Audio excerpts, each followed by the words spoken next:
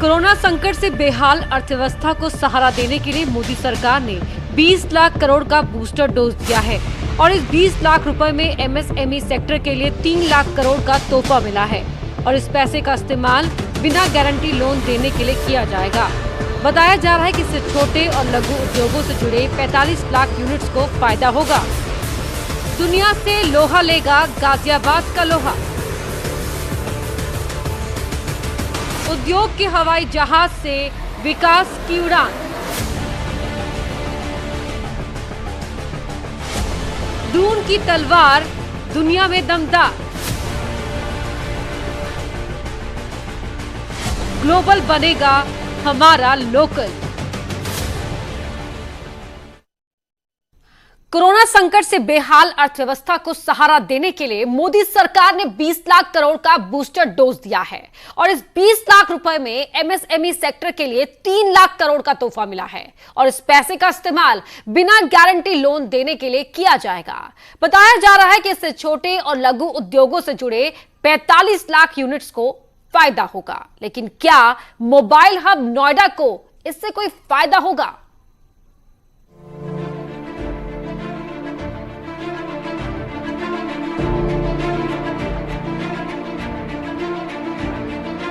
गौतम बुद्ध नगर में उद्योगों की राह आसान।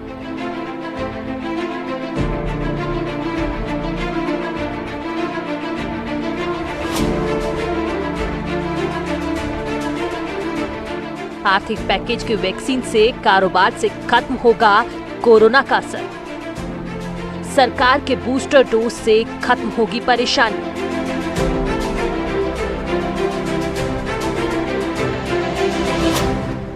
पच्चीस मार्च से लॉकडाउन के बाद गौतम बुद्ध नगर में मोबाइल का कारोबार भी प्रभावित हो गया था। हजारों कर्मचारी घर बैठ गए और मोबाइल हब में काम ठप हो गया।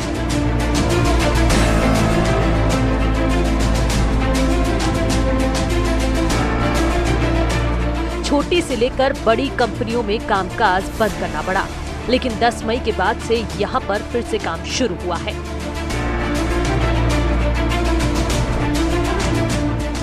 प्रधानमंत्री नरेंद्र मोदी ने बूस्टर प्लान का ऐलान कर दिया है। 21,000 करोड़ रुपए बूस्टर प्लान इंडस्ट्री को दिए गए हैं। इस समय हम खड़े हैं नोएडा में मोबाइल इंडस्ट्री में।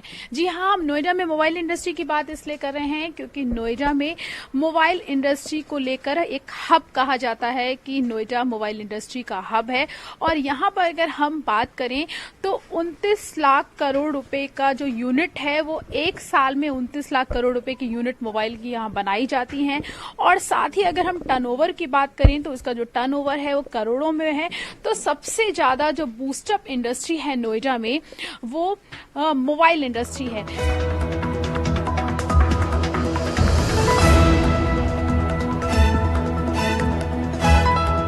सरकार की पहल से बिजनेस हब में रौनक लौटने लगी है। दुनिया की सबसे बड़ी मोबाइल मैन्युफैक्चरिंग यूनिट सैमसंग में 3,000 वर्कर काम में लग गए हैं। लेकिन पूरी तरह से लॉकडाउन खत्म नहीं होने से अभी भी परेशानियों का अंबार है।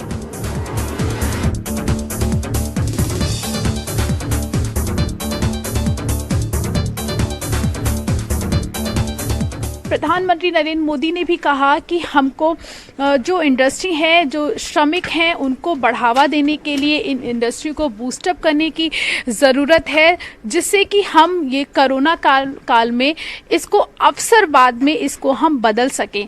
तो उसी मुहिम में यहाँ पर आप देख सकते हैं कि हालांकि अभी इंडस्ट्री को 3 दिन पहले ही मोबाइल इंडस्ट्री को नोएडा में खुलने की परमिशन दे दी गई है, लेकिन जिस तरीके से सोशल डिस्टेंसिंग का पालन करने के लिए कहा गया है और तो उसी तरीके से जो इंडस्ट्री के जो लोग हैं वो इसका पालन कर रहे हैं और कोशिश कर रहे हैं कि इस इंडस्ट्री को और अच्छे ऊंचे आयाम पर पहुंचाया जा सके। हमारे साथ यहाँ के जो मैनेजर हैं वो मौजूद हैं, उन्हीं से बात करेंगे और जानने की कोशिश करेंगे कि वो किस तरीके से देखते हैं। कि बताइए, प्रधानमंत्री नरेंद्र मोदी के बूस्टर प्लान को आप लोग किस तरीके से देखते हैं?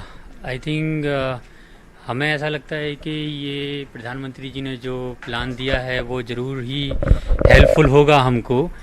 और चूँकि अभी कुछ दिन पहले ही हमको परमिशन मिली है मोबाइल रिपेयर करने की, तो हम वेट कर रहे हैं अगला लॉकडाउन कब मतलब अगली टर्म्स कंडीशन क्या आती हैं, उसके हिसाब से हम अपने ऑफिस का उन लोगों का कार्यक्रम मतलब कैसे उनको आना है, कैसे जाना है, वो सब करेंगे।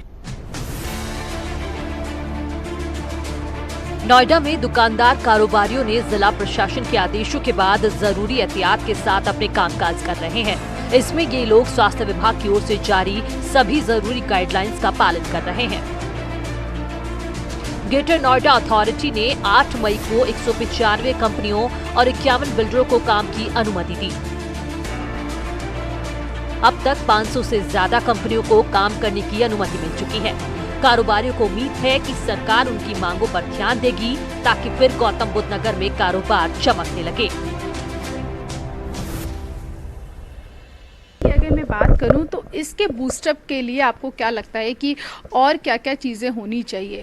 देखिए, प्रधानमंत्री जी को से मतलब मेरी रिक्वेस्ट होगी इस चीज़ की कि नोएडा चूँकि मोबाइल का हब माना जाता है और बहुत सारी कंपनियों की मैन्युफैक्चरिंग प्लांट ऑलरेडी नोएडा में हैं, और जिस तरीके से चीन में, चाइना में जो प्रॉब्लम हुई है और लोग वहाँ से अपना मैन्युफैक्चरिंग प्लांट उठा के किसी और कंट्री में करने की कोशिश कर रहे हैं, और जहाँ चूँकि हमारे उत्तर प्रदेश के जो मुख्यमंत्री हैं योगी नाथ जी, उन्होंने हमको बोला है कि हम नोएडा में फैसिलिटी प्रोवाइड करेंगे लोगों के लिए, तो मेरे को लगता है कि उनको इस इंडस्ट्री को बढ़ाना चाहिए, क्योंकि यही एक अपॉर्चुनिटी है जब हम कुछ अच्छा कर सकते हैं। हमारे पास लोग हैं, हमारे पास जगह है। अगर प्रधानमंत्री जी और हाँ टैलेंट है, ऑफ कोर्स लोग है, टैलेंट है, जगह है, अगर हमें कुछ रिलैक्सेशन जगह में, टैक्सेस में अलग जो गवर्नमेंट बेनिफिट दे सकती है उस बेनिफिट में मिलेगा, तो बहुत सारे लोगों को व्यवसाय भी मिलेगा और इस इंडस्ट्री का इंडिया में बहुत ही ऊंचे स्तर पर भी जा सकती है। कोरोना काल में चीन से उद्योग पलायन कर रहे हैं। ऐसे में इंडिया विदेशी कंपनियों के लिए सबसे मुफीद जगह है और हिंदुस्तान में यूपी के लिए ये बेहतर मौका है। सरकार की नई आर्थिक नीति यहाँ के उद्योगपतियों के लिए कारगर साबित होने वाली है। नोएडा ऑलरेडी बहुत सारी कंपनियों के निगाह में है काम के लिए, क्योंकि सैमसंग और अदर ब्रांड्स अगर आप देखें, लावा, तो उनके खुद के मैन्युफैक्चरिंग यूनिट नोएडा में हैं, और भी बहुत सारी कंपनियां अपने नोएडा में मैन्युफैक्चरिंग यूनिट खोलने की कोशिश कर रहे हैं, क्योंकि उनको एनवायरनमेंट काफ़ी अच्छा मिल रहा है। तो अगर गवर्नमेंट कुछ और हेल्प कर देगी तो मेरे को आशा है कि बहुत सारी कंपनियां यहाँ अपना मैन्युफैक्चरिंग प्लांट, सर्विस प्लांट खोलेगी, जिससे बहुत सारे व्यवसाय आएंगे और बहुत सारे यहाँ पे जो मोबाइल इंडस्ट्री को जिस तरीके से बढ़ावा देने के लिए जो बात हो रही है, उसके लिए जिस तरीके से सरकार ने इन लोगों की मदद की है, उससे ये लोग काफ़ी खुश नज़र आ रहे हैं और उम्मीद की जा रही है कि आने वाले कुछ समय में नोएडा इंडस्ट्री का हब के रूप में मोबाइल इंडस्ट्री बनकर तैयार होगी। कैमरा पर्सन विपिन के साथ प्रीति श्रीवास्तव, न्यूज़ 18 नोएडा। गाजियाबाद को इस्पात नगरी भी कहा जाता है। यहाँ के बने सामान विदेशों को भी भेजे जाते हैं। गाजियाबाद में 12,000 से ज्यादा उद्योग हैं। 7,000 से ज्यादा फर्म में इंजीनियरिंग से जुड़े उत्पाद तैयार किए जाते हैं। वन डिस्ट्रिक्ट वन प्रोडक्ट योजना लागू होने के बाद सरकार की ओर से मिले आर्थिक पैकेज से इन उत्पादों को राष्ट्रीय और अंतर्राष्ट्रीय स्तर पर पहचान मिल सकेगी। लेकिन अभी चुनौती लॉकडाउन से होने वाले नुकसान से निपटने की है। इस्पात नगरी गाजियाबाद, यहाँ बनते हैं रॉकेट और हवाई जहाज के कलपुर्जे।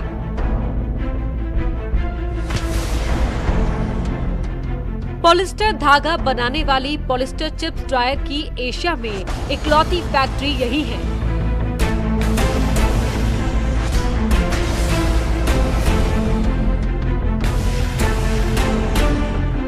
और गाजियाबाद की फैक्ट्रियों में बनने वाले इंजीनियरिंग उत्पाद का 35% निर्यात यानी विदेशों को भेज दिया जाता है।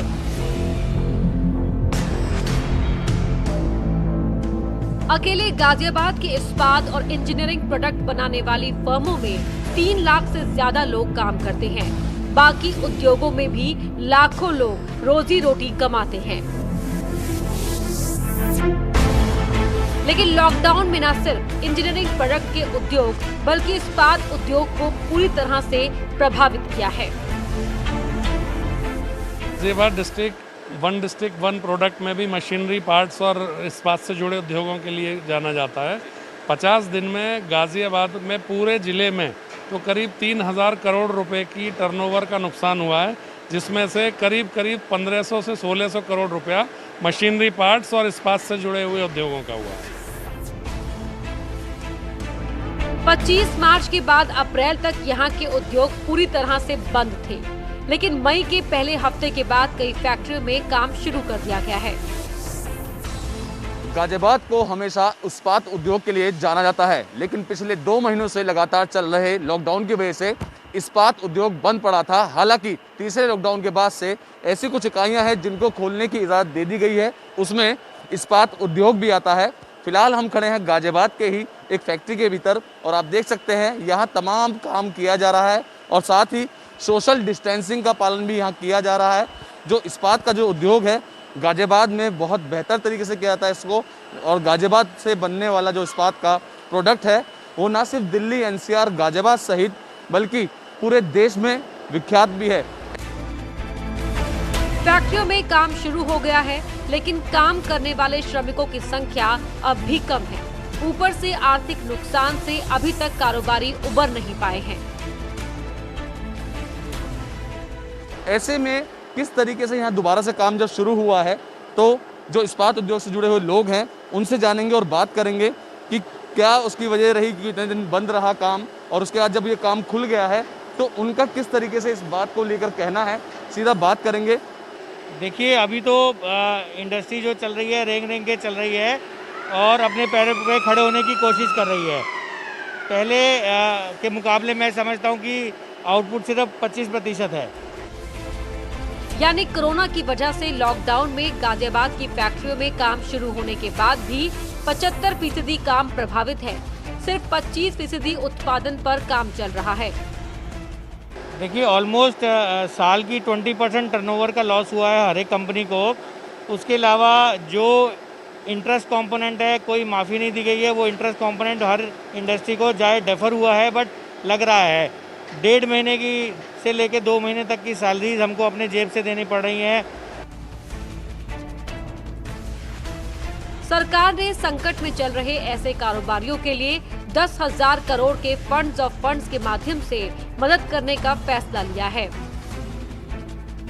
30 लाख करोड़ का पैकेज दिया है, वो आपको लगता है बेहतर दिया है प्रधानमंत्री मोदी जी ने? देखिए, ये मैं थैंक्स करूंगा गवर्नमेंट का कि एक इतना बड़ा पैकेज लेके आए हैं। इसमें 1-2 चीज़ें बहुत अच्छी हैं, स्पेशली जो लिक्विडिटी दे रहे हैं बैंकों के थ्रू एडिशनल, जो कि अनसिक्योर्ड रहेगा बिना किसी मॉर्टगेज के। दूसरा, जो इंडियन कंपनीज़ हैं इन्हीं को 200 करोड़ तक के टेंडर्स दिए जाएंगे, ग्लोबल टेंडर नहीं डिक्लेयर करे जाएंगे। उससे इंडस्ट्रीज़ को काफ़ी लाभ होगा। Down the line her company को कुछ ना कुछ काम मिलेगा इन टेंडर्स के थ्रू। गाजियाबाद को पहले से औद्योगिक नगरी के रूप में गिना जाता है। इस योजना से यहाँ के उद्योगों की विदेशों तक पहचान बनेगी। इससे यहाँ के कर्मचारी प्रोफेशनल ढंग से काम कर सकेंगे। युवाओं के लिए रोजगार के नए अवसर पैदा होंगे, लेकिन ये सब कुछ तभी पूरा होगा जब यहाँ के उद्योगों की जरूरतें पूरी होंगी। देखिए, सबसे पहले तो जो ये टाइम पीरियड रहा है इसमें इंटरेस्ट का पूरा वेव ऑफ होना चाहिए। सेकेंडली, जो हमको नया जो पैकेज मिल रहा है उसमें कोविड-19 के नाम से अलग से एडिशनल लोन मिलना चाहिए, जिस पे कोई इंटरेस्ट नहीं लेना चाहिए। उसकी रीपेमेंट 12 महीने की बाद ही शुरू होनी चाहिए। और मैं समझता हूँ जो आगे आने वाले टाइम में इंडस्ट्री इन्वेस्ट करती है, जैसे प्रधानमंत्री जी का कहना है कि हम हर चीज़ इंडिया में बनाएं, तो जो उसके लिए हम कैपिटल इन्वेस्टमेंट करते हैं उसकी एक बहुत ही अच्छे अमाउंट की सब्सिडी इंडस्ट्री को मिलने लगी। इकोनॉमी में महत्वपूर्ण भूमिका निभाने वाले MSME सेक्टर यानी सूक्ष्म, लघु और मध्यम उद्योग सेक्टर इस पैकेज की उम्मीद लंबे वक्त से कर रहा था। इससे कुछ समस्याएं दूर तो हुई हैं, लेकिन गाजियाबाद इंडस्ट्रीज फेडरेशन के अध्यक्ष की मांग है कि इस सेक्टर के लिए कम से कम 10 लाख करोड़ का फंड देना चाहिए। में अधिकांश MSME इंडस्ट्री है। जो पैकेज मिला है 20 लाख करोड़ में, उसमें से 3,86,000 करोड़ MSME को दिया है, जो बेहतरीन कदम है। लेकिन ये रकम बहुत कम है 20 लाख करोड़ में। MSME वाले ये एक्सपेक्ट कर रहे थे माननीय प्रधानमंत्री जी के संबोधन के बाद कि शायद 10 लाख करोड़ रुपया उद्योग जगत के लिए दिया जाएगा। हम लोगों ने मार्च अप्रैल की वेतन सभी श्रमिकों को सारे ड्यूज, हमें कोई पैकेज नहीं मिला है। हमारी EMI 3 महीने को टाल दी गई है। श्रमिकों को भी हमने मार्च अप्रैल का वेतन दिया है। ये 10 लाख करोड़ रुपए होता तो ये बहुत बड़ी सुविधा होती, इससे राहत कम मिली हमें। अब देखना ये होगा लॉकडाउन 3 के बाद जिस तरीके से खुलने की इजाज़त दी गई है इन उद्योगों को, इन उद्योग खुलने के बाद से किस तरीके से डूबता हुआ ये उद्योग अपने आप को अपने पैर पे खड़ा हो पाता है और कितना समय ले पाता है। कैमरा पर्सन शिवम के साथ अमित राणा, न्यूज़ 18 उत्तर प्रदेश। उत्तराखंड में 55,000 से ज्यादा सूक्ष्म, लघु और मध्यम उद्योग हैं। इन फर्मों में लाखों लोग काम करते हैं। कहीं फैक्ट्री में खाने की चीजें बनती हैं तो कहीं इंजीनियरिंग के प्रोडक्ट्स। बिजली से जुड़े भी कारखाने हैं। स्टील क्राफ्ट की कई फैक्ट्रियां देहरादून में भी हैं। ये सभी कोरोना काल में एक संजीवनी की तलाश कर रही हैं। मेड इन उत्तराखंड को विस्तार देना चाहती हैं और इसके लिए चाहिए मोटी रकम, जिसका इंतजाम सरकार करने में जुटी है।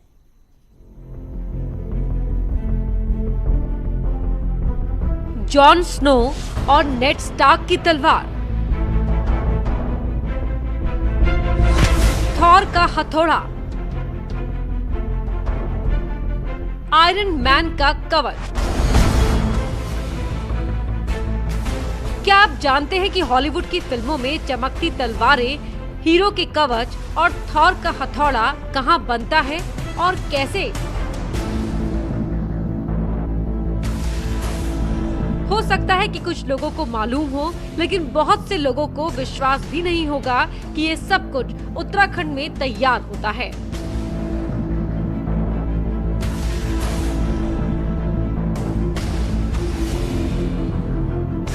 वो भी राजधानी देहरादून की फैक्ट्रियों में। देहरादून में छोटी छोटी फैक्ट्रियों में लोग बड़ी शिद्दत से अपने काम में लगे हैं और इनका हुनर हॉलीवुड फिल्मों और टीवी शो में दिखता है।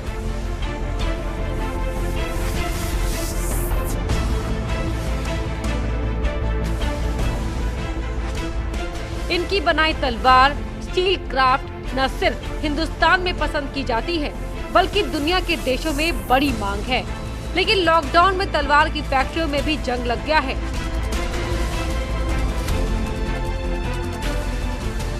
इस फैक्ट्री में अब तलवार, हेलमेट, आर्मी स्वॉर्ड, ढाल, कॉस्ट्यूम और खुखरी बनाने का काम ठप है। यहाँ के बने प्रोडक्ट का इस्तेमाल भारतीय सेना, UK marine, British royal army, Brazil, Colombia समेत विश्व भर के तमाम देशों की सेना करती है।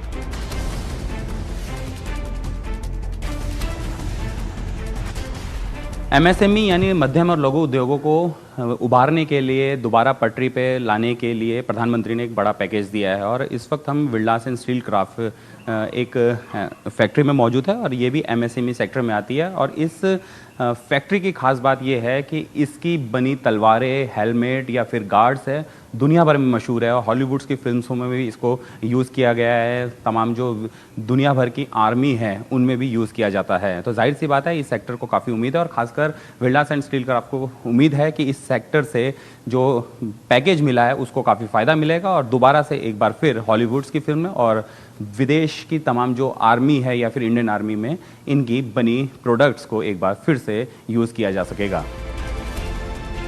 लॉकडाउन के चलते इस फैक्ट्री को काफी बड़ा नुकसान हुआ है, लेकिन फैक्ट्री के मालिक सुधीर विंडलास मानते हैं कि प्रधानमंत्री नरेंद्र मोदी ने जो आर्थिक पैकेज देश को दिया है वो इस संकट में काफी मदद करेगा।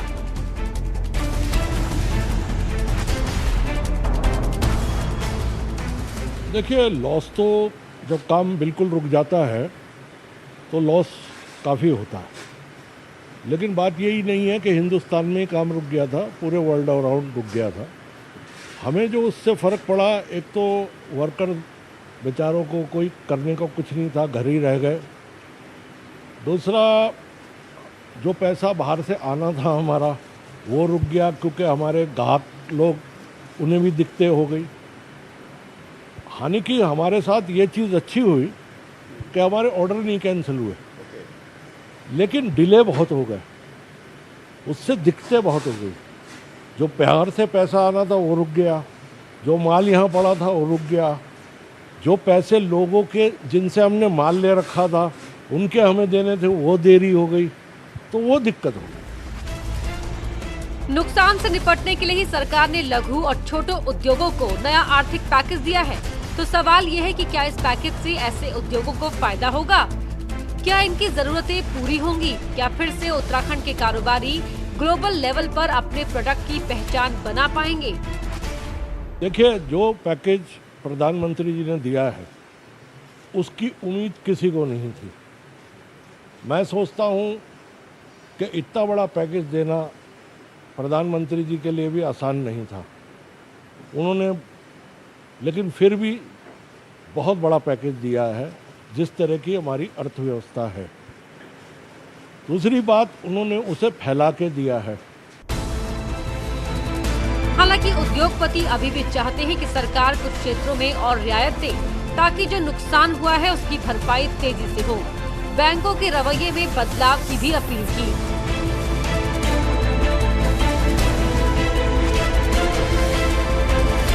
मैं सोचता हूँ एसएमई के लिए बहुत कुछ करा है, लेकिन जो मुझे एक दिक्कत दिख रही है वो ये दिख रही है कि एसएमई के लिए जो बैंकों को कहा है उन्होंने कर्ज दो, ये दो, तो बैंक सच्ची में कर्ज नहीं दे रहे हैं। हम जाके उनके पास बात कर रहे हैं तो कह देते हैं गवर्नमेंट से अभी पूरे डायरेक्शन नहीं आए, ये नहीं आए, और कोलेट्रल दो और ये दो, जबकि गवर्नमेंट की तरफ से ये है कि कोलेट्रल नहीं है, सब कुछ है और उसके बगैर है। आज हमारी कंपनी को 77 साल हो गए, हमने कभी भी कोई डिफ़ॉल्ट नहीं करा पेमेंट में, ये भी, लेकिन बैंक अपना सोच रहे हैं। तो जो चीज़ होनी चाहिए वो नहीं हो रही। मैं तो यही अपील करूंगा गवर्नमेंट से कि जो पैकेज दिया है उसको जल्द से जल्द लागू कराएं। लॉकडाउन में कुछ पाबंदियों के बाद काम तो शुरू हो गया है, लेकिन जो मजदूर घर चले गए हैं वो जब तक लौटेंगे नहीं, कोई भी उद्योग चल नहीं पाएगा। लॉकडाउन में मजदूरों का संकट बना रहेगा। इससे निपटने के लिए सरकार कोशिश कर रही है।